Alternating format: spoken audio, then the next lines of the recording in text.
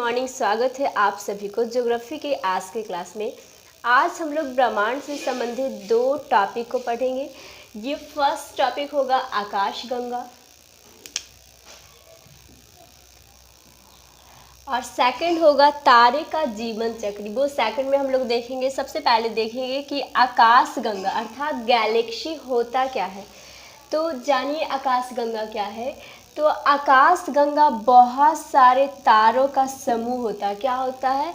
बहुत सारे तारों का समूह होता है। तो हम लोग इसे बोल सकते हैं कि आकाशगंगा असंख्य तारों का समूह होता है। क्या होता है? आकाशगंगा असंख्य तारों का समूह होता है। और ऐसा माना जाता है कि ब्रह्मांड में लगभग 100 अरब गैलेक्सी है। क्या है? 100 अरब गैलेक्सी है और प्रत्येक गैलेक्सी में लगभग 100 अरब तारे हैं। सोचिए, ब्रह्मांड में लगभग 100 अरब गैलेक्सी है और प्रत्येक गैलेक्सी में लगभग 100 अरब तारे हैं। क्या है? प्रत्येक गैलेक्सी में लगभग 100 अरब तारे हैं। और आकाशगंगा में एक बल्ज होती है। क्या होती है? आकाशगंगा में एक बल्ज होती है और 3 घूर्णनशील भुजाएं होती है। हाँ, तो हम लोग क्या देख रहे थे कि आकाशगंगा में एक केंद्रीय बल्ज होता है और 3 घूर्णनशील भुजाएं। अब बल्ज किसे बोला जाता है? तो आकाशगंगा के केंद्र को क्या बोला जाता है? आकाशगंगा के केंद्र को बल्ज बोला जाता है। और ये जो 3 घूर्णनशील भुजाएं होती है आकाशगंगा में, वो असंख्य तारों का एक समूह होता है। तो हम लोग जान गए कि आकाशगंगा क्या है और कितने आकाशगंगाएं हैं और प्रत्येक आकाशगंगा में कितना तारे होता है, बल्ज क्या होता है, ये भुजाएं क्या होता है। अब हम लोग एक गैलेक्सी के बारे में जानेंगे और उस गैलेक्सी का नाम है लीमन अल्फा ब्लॉब्स। क्या? उस गैलेक्सी का नाम है Lehman alpha blobs. Lehman alpha blobs जो गैलेक्सी है वो हमारी आकाशगंगा से 20 करोड़ प्रकाश वर्ष दूरी पे है और ये बहुत ही विशालकाय है। और ये लीमन अल्फा ब्लॉब्स जो आकाशगंगा है उसकी चौड़ाई भी काफ़ी अधिक है। तो लीमन अल्फा ब्लॉब्स से जो हमारी आकाशगंगा से 20 करोड़ प्रकाश वर्ष दूरी पे है, जो एक बहुत ही विशालकाय अग्निपिंड का आकाशगंगा है। ये गैसों का समूह से बना है। लीमन अल्फा ब्लॉब से जो गैसों का समूह से बना है। तो ये एक गैलेक्सी का नेम बता दिए। लीमन अल्फा ब्लॉब्स क्या होता है। अब जानेंगे एंड्रोमेडा गैलेक्सी के बारे में। एंड्रोमेडा आकाशगंगा। एंड्रोमेडा आकाशगंगा सबसे छोटी आकाशगंगा, हमारी आकाशगंगा से क्या सबसे नज़दीक का आकाशगंगा है और सबसे छोटी आकाशगंगा है। ये आकाशगंगा से 2.2 मिलियन प्रकाश वर्ष दूरी पे स्थित है। ये क्या है? आकाशगंगा से 2.2 मिलियन प्रकाश वर्ष दूरी पे स्थित है। तो ये बता दिए लीमन अल्फा ब्लॉब्स आकाशगंगा क्या है और एंड्रोमेडा आकाशगंगा क्या है।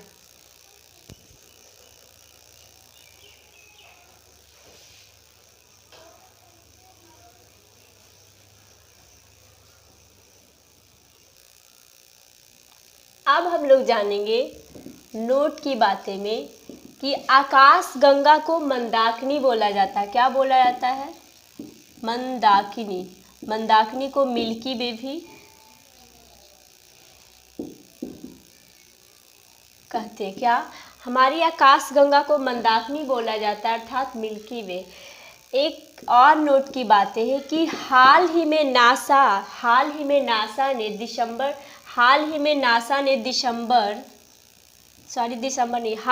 नासा यानी हाल ही फिलहाल में नासा ने हब्बल टेलीस्कोप की सहायता से, क्या? हब्बल टेलीस्कोप स्कोप की सहायता से क्या, हाल ही में नासा ने हब्बल टेलीस्कोप की सहायता से एक न्यू गैलेक्सी का खोज किया है। हब्बल टेलीस्कोप की सहायता से एक न्यू गैलेक्सी का खोज किया। उस गैलेक्सी का नाम है रेलिक गैलेक्सी। रेलिक गैलेक्सी, ये रेलिक गैलेक्सी है जिसमें क्या है कि मंदाकिनी जो गैलेक्सी है उसमें उससे तारों की संख्या इसमें दुगनी है, लेकिन रेलिक का आकार मंदाकिनी के आकार का मात्र 1/4 है, यानी 1/4 है। ये हब्बल टेलीस्कोप की सहायता से नासा एजेंसी ने रेलिक गैलेक्सी की खोज की है जिसमें मंदाकिनी की अपेक्षा तारों की संख्या दुगनी है, लेकिन इसका आकार मंदाकिनी का मात्र 1/4 है। तो अब जानते हैं ये मिल्की वे जो आकाशगंगा यानी मंदाकिनी जो है वो रात में दिखाई देने वाला आकाशगंगा है। एक और आकाशगंगा का नाम है आर्यन नेबुला। आर्यन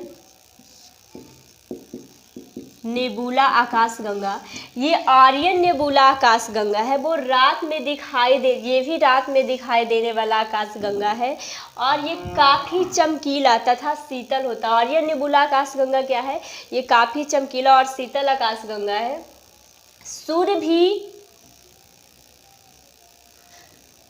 सूर्य भी हमारी आकाशगंगा का ही एक क्या है, तारा है। जो सूर्य भी क्या है, एक तारा है जो आकाशगंगा में स्थित होता है।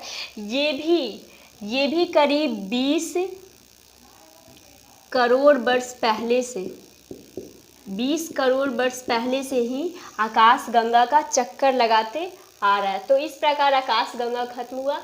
अब हम लोग आगे देखेंगे तारे का जीवन चक्र, यानी तारे का मृत्यु और जीवन चक्र कैसे हुआ, तारे का निर्माण कैसे हुआ, तारा क्या होता है, तो आप लोग इसे नोट करेंगे।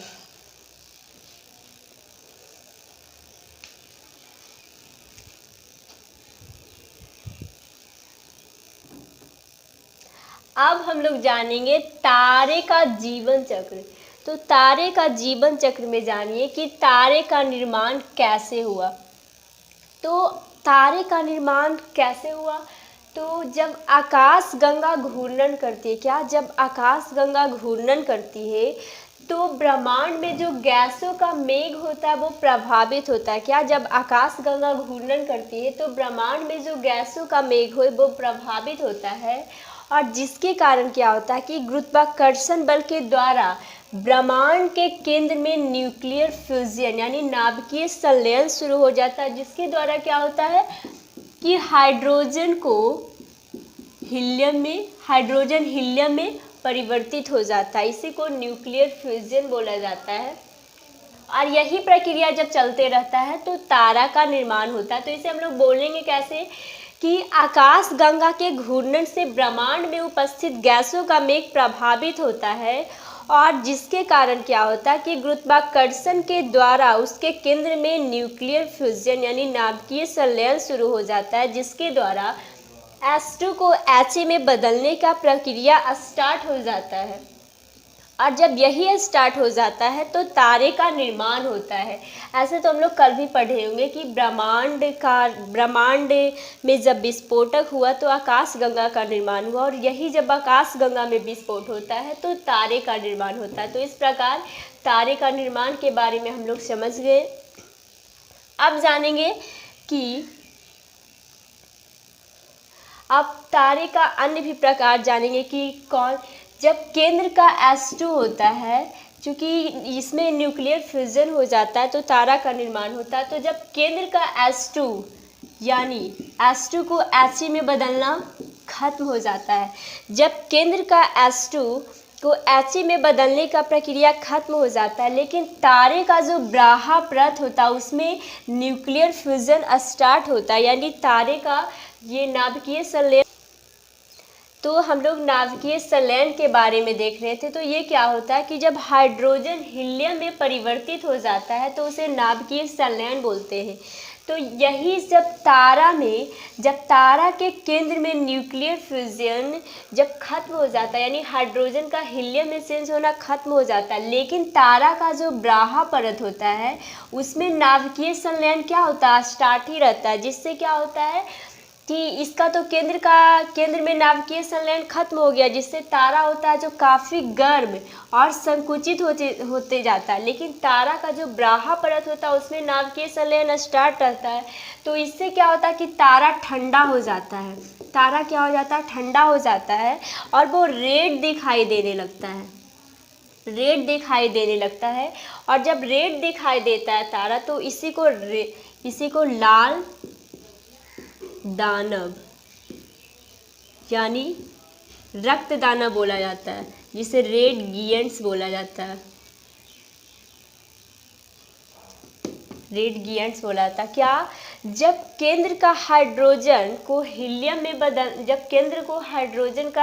बदलना खत्म हो जाता है, जिससे क्या होता है कि तारा ये गर्म और संकुचित होते जाता है, लेकिन तारा का जो बाहरी परत होता है उसमें क्या होता है कि हाइड्रोजन का हीलियम में बदलना जारी रहता है। तो इस प्रकार क्या होता है कि तारा ठंडा हो जाता है और वो लाल कलर का दिखाई देने लगता है, तो इसी को रक्त दानव बोला जाता है। तो इस प्रकार इस तारा को क्या बोला था, रक्त दानव, जिसे रेड गियंट्स बोलते हैं। तो ये हो गया ये कि सुपरनोवा विस्फोट क्या होता है।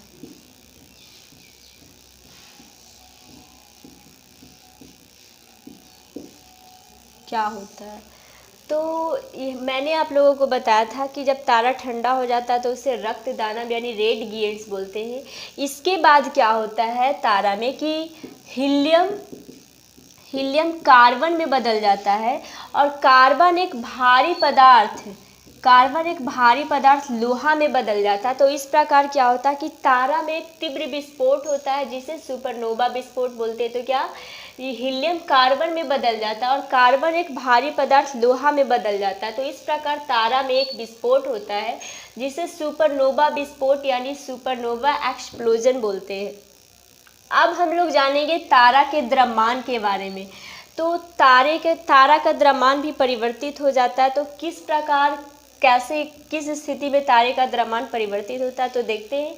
जब तारा का द्रव्यमान 1.4 ms से कम होता है, ms कहने का अर्थ है कि सूर्य का द्रव्यमान, तो जब तारा का द्रव्यमान 1.4 ms से कम होता है तो ये अपनी नाभिकीय ऊर्जा को क्या करता है, ये अपने नाभिकीय ऊर्जा को खो देता है, जिसे क्या बोला जाता है, जिसे श्वेत बामन बोला जाता है, जिसे क्या बोला जाता है, श्वेत बामन यानी फाइट ड्राप, और फाइट ड्राप बोला जाता है। और यही श्वेत बामन को हम लोग जीवाश्म तारा के नाम से जानते हैं।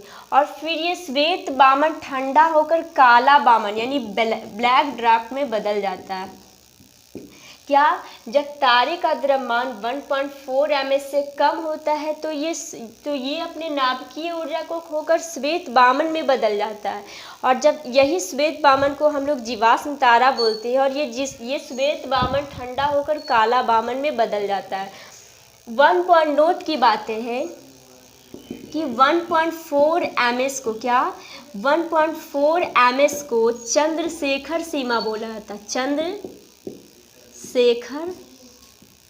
सीमा कहते हैं। क्या, 1.4 ms को चंद्रशेखर सीमा कहते हैं। और जब तारे का द्रव्यमान 1.4 ms से अधिक होता है तो क्या होता है, जब तारे का द्रव्यमान 1.4 ms से अधिक होता है तो चूँकि ये मतलब इलेक्ट्रॉन के नाभिक के चारों ओर इलेक्ट्रॉनों की गति होती है। जब तारे का द्रव्यमान 1.4 ms से अधिक होता है तो इलेक्ट्रॉन जो होता है वो नाभिक को छोड़कर चला जाता है। किस लिए चला जाता है, क्योंकि तारों का द्रव्यमान अधिक हो जाता है तो इसका वेग भी अधिक हो जाता है। तो सिर्फ बचता क्या है, सिर्फ बचता उसमें नाभिक में न्यूट्रॉन, इसीलिए इस 1.4 ms से अधिक वाले तारे को न्यूट्रॉन तारा बोलते हैं। क्या, न्यूट्रॉन तारा या फिर पल्सर, न्यूट्रॉन तारा या पल्सर बोलते हैं। तो इस प्रकार हम लोगों ने देखा कि 1.4 एमएस से कम द्रव्यमान वाले तारा को क्या बोलते हैं और 1.4 एमएस से अधिक द्रव्यमान वाले तारा को क्या बोलते हैं। और जब ये न्यूट्रॉन तारा एक जगह संकुचित हो जाता है, क्या हो जाता है, एक जगह ये अपना स्थान ग्रहण कर लेता है, यानी बिल्कुल सटा सटा हो जाता है न्यूट्रॉन तारा, तो इसे क्या बोला जाता है, इसे ब्लैक होल बोला जाता है। यानी ब्लैक होल बोलते हैं। क्या, न्यूट्रॉन तारा जब संकेंद्रित हो जाता है, अपने एक केंद्र पे संकेंद्रित हो जाता है, तो इसे ब्लैक होल बोलते हैं। और ये जो ब्लैक होल होता है, ये इसका ऐसा प्रॉपर होता है कि इसमें प्रकाश भी पलायन नहीं कर सकता, यानी प्रकाश भी क्रॉस नहीं कर सकता ये ब्लैक होल में। अब एक नोट की बात है कि ब्लैक होल का प्रतिपादित करने का श्रेय किन वैज्ञानिक को माना जाता है, किस वैज्ञानिक को माना जाता है, तो ये है जॉन व्हीलियर को माना था। ब्लैक होल का प्रतिपादित करने का श्रेय जॉन व्हीलियर को माना जाता है। अब ब्लैक होल से संबंधित ही एक फैक्ट्स जानेंगे कि रॉक ब्लैक होल क्या है। रॉक ब्लैक होल क्या है, तो रॉक ब्लैक होल दो या दो से अधिक ब्लैक होलों का समूह है। क्या है, रॉक ब्लैक होल जो है वो दो या दो से अधिक ब्लैक होलों का समूह है। अब एक और नोट की बात जानेंगे कि नासा ने अब तक पहचाने गए में सबसे पुराने तारों की खोज की। क्या, सबसे पुराने तारों की खोज की, और उस तारा का नाम है 444। उस तारे का क्या नाम है, 444। नासा ने अब तक पहचाने गए में सबसे पुराने तारों की खोज की, और उस तारे का क्या नाम है, 444 नाम है। तो इस प्रकार आज आकाश गंगा और तारे जन्म एवं मृत्यु में जीवन चक्र, ये सब मैंने आप लोगों को बताई। एक और नोट की बातें हैं कि सूर्य का सबसे निकटतम तारा क्या है, तो सूर्य का सबसे निकटतम तारा आप लोगों को पता भी होगा कि प्रोक्सिमा सेंचुरी है, जो सूर्य से 4.3 प्रकाश वर्ष दूरी पे है। तो चलिए फाइनली हम लोग आज आकाश गंगा और तारे का जीवन चक्र के बारे में पढ़ लिए। तो आज के लिए इतना ही, और फिर मिलेंगे हम लोग अगले वीडियो के साथ। तो आप लोग देखकर बताइए कि मेरे द्वारा जो लाई गए वीडियो है, क्या उससे आपको कोई भी अगर थोड़ी सी भी नॉलेज होता है, तो प्लीज़ आप मेरे चैनल को सब्सक्राइब कीजिए और वीडियो को लाइक कीजिए और अदर के पास शेयर करना ना भूलें। तब तक के लिए थैंक यू।